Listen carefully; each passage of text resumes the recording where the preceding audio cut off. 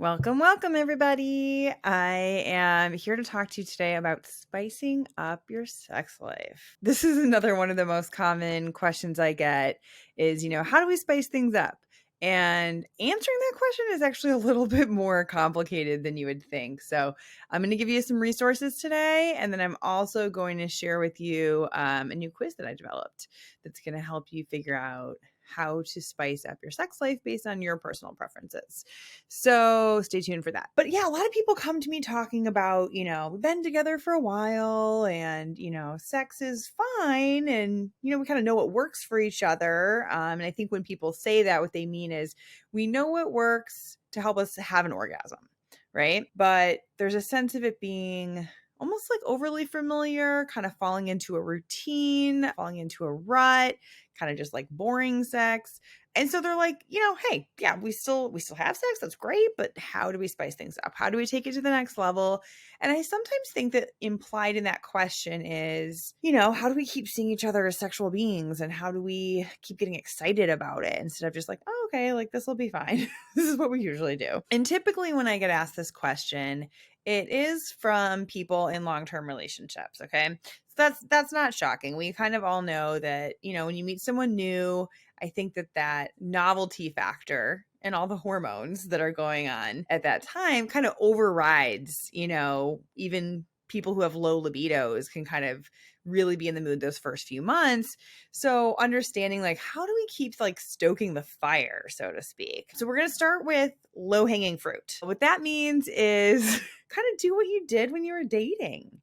So if when you were dating, you put on cute outfits and you planned outings and you held hands and you told each other how great you looked and you both initiated maybe, or, all of that helps to foster that like sex drive and turn on and excitement.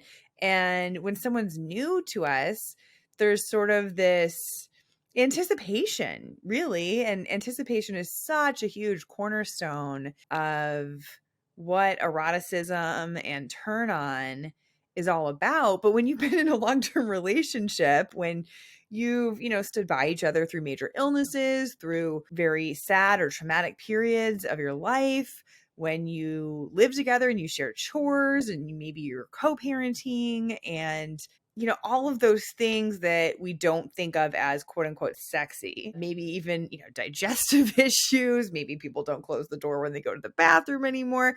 So, I get that. And some of it is a little bit unavoidable. Some of it you can decide, are these boundaries working for us or do we need to kind of shift some of them to kind of keep a little mystery going? And it's worth taking the time to just be intentional and to kind of assess, really. I think that's what I'm really wanting for you guys today is just to take a look at how do we used to do things when it was hot and heavy and probably new? What's different now?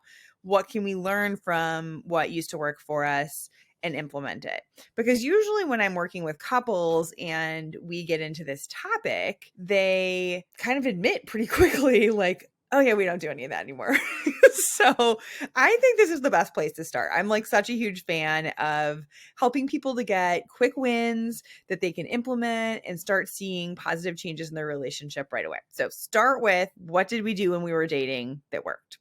Now, there are some couples that I get who say, we never really were that hot and heavy. We never really had that much spice or that much spark. In those cases, I do think it's usually worth going to see a sex therapist individually and figure out, what led you to that? Is this something we can build? I am a believer that a lot of chemistry and sexual tension can be created through creating anticipation and through learning someone's turn-ons and through not being, not game playing exactly, but, not sharing every little detail, keeping some sense of independence, keeping some sense of separation. So that's something to keep in mind too. Usually when you're first dating, you have separate lives, you live in separate places, you're really looking forward to time together. And so you're probably not going to be able to create that level of, independence if you're living together, if you're co-parenting, all of those things. But how can you create some, right? We're just looking to move in the general right direction. That's where you're going to start. All right. So then the next point that I want to bring up to you guys is creativity when it comes to sex. I have some theories about this. I'm a big fan of creativity in general, but especially when it comes to sex. And I'm also just going to say that that can take some work, right? We might be tired. We have a million other things going on in our life. It's so easy for other things to become priorities. We're thinking about paying bills. We're thinking about, aging parents. We're thinking about, an argument with a family member or a friend or our partner. And so in the midst of that, to be thinking of creative, sexy ideas can feel like a tall order. But I'm going to try and make this a little bit easier for you guys and kind of give you a head start with where to look, how to, have fresh ideas so that you're not feeling like, well, we do missionary and doggy and sometimes spank each other's butts, or, I do oral and then they do oral and then we have, some kind of, intercourse or whatever you choose to do. And then that's it. It's so easy for it to start to feel scripted. So I think because sex is not talked about in our society nearly enough, we kind of don't know where to look. We don't really know where to get ideas. We don't really know kind of what's in play. And before I give you like a big resource list, which I will, I'm a big resource fan, but, and it'll be in the show notes and you can access that. And, I'll also just say them out loud because you're probably driving. But I think the most important thing is just our mindset. So if we go into sex thinking, okay, there's like a couple erogenous zones, I'm going to spend some time there and I kind of know what this person likes. Okay, I'm going to do that. Like the couple things I know they like. It's actually limiting us. And I think the reason why we don't kind of venture out of that sexual comfort zone is because it's vulnerable, right? And so what I would recommend is one, create an atmosphere of safety to explore. So you and your partner have to agree, hey, we're going to maybe start trying some new things. Let's try getting out of our comfort zone. Are you on board with that? Cool. Okay. You can use this podcast as an excuse. Hey, I was listening to this lady's podcast and she talked about sexual creativity. What do you think about that? So feel free to use me as a reason to bring up the topic. Bring up the topic though, get on the same page. And you have to kind of agree that if we try something that's out of the comfort zone and it doesn't go well, like we're still good, And then maybe the next time you go back to the comfort zone for a session or two, and then you try something again. And so I think it's just getting into the pattern of regularly trying new things and knowing that it doesn't have to go a certain way. We're not attaching to an outcome. So when we attach to an outcome, it's basically a recipe for anxiety. And anxiety is not the most sexy emotion, right? It's like if we're sitting there feeling pressure, like must make them come, must make them, have a blissful experience. What if it's just like, hey, I don't know what's going to happen. Let's just try some stuff. It's going to be different. We're going to learn something. We're either going to learn that we like it or that we don't. And the more you know and the more data you have, that's also going to start pointing you in other directions to explore. So if it's like, hey, we haven't really explored kink, let's start doing some of that. Ooh, this is a direction we could get into. Cool. Now let's find other ideas in that realm. Or, like we really like more of a sensual experience. And when we start really focusing on that, that's a whole kind of realm to explore.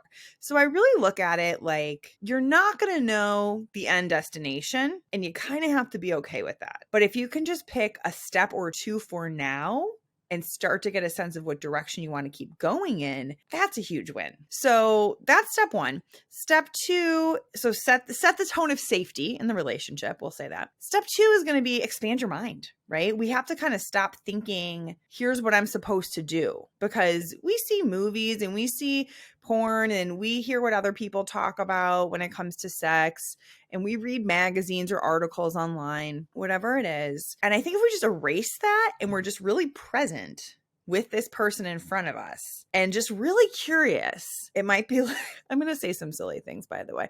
So, it might be like, I'm going to touch the inside of their elbow. Let's just do it. And I don't think we do this, but it could be a curiosity. It could be like delicate. It could be sensitive, or, the spine. There's a lot of nerve endings around the spine. It could even just be like touching your partner's face in a different way. But when you just kind of start looking at it like, here is a human, here is a body, And what if I erase everything else I know and I'm just like, I wonder what it will feel like to touch their hands and just like spend some time even on like the palm of their hand. Our hands have a ton of nerve endings, right? So what if instead of it being a few erogenous zones that we want to hit, it's more of just like an exploration without as much of an end goal. And this is what I work with a lot with couples who haven't had sex in a long time is let's have a sensual experience. Let's have a curious experience. You can even do something where you take turns, like, hey, I'm going to just kind of explore your body in this way for 15 minutes. And then let me know what you like. Let me know like what your favorite parts were. And then that'll be good information for me. And then you're going to touch my body for, 15 minutes and I'll let you know what's good from that. So you can do things like that and you can focus on, what you want to do as the toucher with consent. So maybe your partner who's being touched can tell you up front, here's the parts of my body I'm comfortable being touched.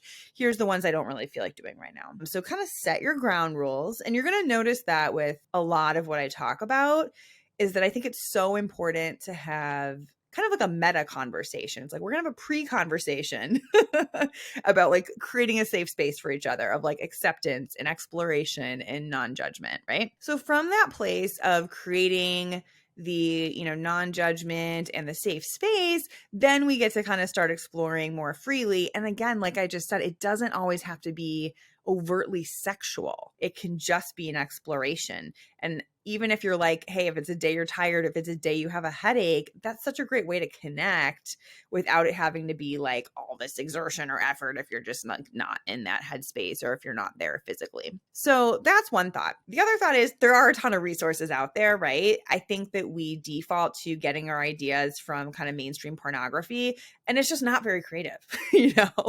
There are some better sites, and so I will link to some of those in the show notes. Make Love Not Porn's an interesting one because it's real couples. So I think that people like that for a lot of different reasons. You can try some more like feminist porn. You can try some more like subculture porn. So there's a lot of different ideas there. FetLife is a really interesting one if you are into or open to more of the kink and BDSM stuff, because even just looking through their list of potential fetishes that people can put on their profile, it is extensive and you're going to hear of stuff that you've never heard of before. So that can even kind of get your wheels turning. Also, if you look at pictures on FetLife, you're going to see pictures of real bodies. It's not perfect lighting and makeup and whatever grooming is, quote unquote, supposed to be. So that can be actually great for body image as well, but also just for ideas. Some of the resources I like are the yes, no, maybe lists, kind of similar. So the Pleasure Chest Sex Toy Stores has one that I'll link to, but it goes over kind of a list. I think they have two sides of it. So one side is more vanilla sex, which is more kind of like mainstream acceptable types of stuff.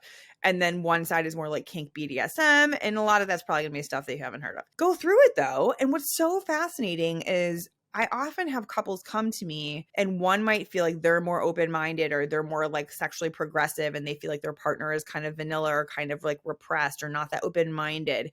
And when we start going through this, the partner who's quote unquote repressed is actually open to a lot of things. And the other partner's like, oh, really? You would do that? Or you would consider that? So I think it's a great exercise for people to do. There's also, We Should Try It is a great quiz. So that is one where you and your partner can both fill it out separately and say what stuff you're into. And then it will spit out a list for you just of the areas where you overlap. So some couples that I'm working with, having that discussion about the yes, no, maybe list can get stressful. But if you just focus on the list where you do agree, I think that could be like a very nice, pretty safe feeling starting point, because there's probably stuff on there that you've never done, even though you both would be happy to do it. So I love that as a resource. The other thing I think would be fun is, especially if you're not into, video porn or don't want to look into a lot of that stuff, is some of the Netflix shows. So Netflix has gotten, I think, a lot more progressive with some of their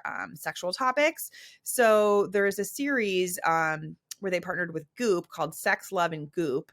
And there's an episode with Jaya where she talks about like different types of like blueprints of people being maybe more energetic, kind of feeling the vibe, feeling the energy when it comes to sex.